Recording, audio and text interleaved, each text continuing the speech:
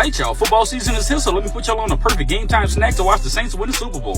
And school is back in session, so it's the perfect snack for the lunchbox. You're challenging me to talk at the classroom and the PTO meeting, because I'm telling y'all, it's pressure. Let's get into it. So boom, I'm gonna put the measurements in the caption, but come with some olive oil, dry ranch mix, dill weed, lemon pepper, pepper flakes, and your Tony Saturated no salt seasoning blend. Remember, if you ain't sneezing, it ain't seasoned. Mix that up, put it to the side, then you're gonna come with some Cheez-Its or pretzels. Add it to a bowl, then come with all that flavor. I need all that. Mix it up till it's well coated, then we're gonna add it to a baking sheet lined with parchment paper. Spread it out, bake it on 250 for about 15 minutes, flipping halfway through. Then come with as much Parmesan as the Lord allows. Also, one more time, and then look at that. Yes, Lord. I said what I said about the Saints, so argue with your mom. Just like my name, you're all done.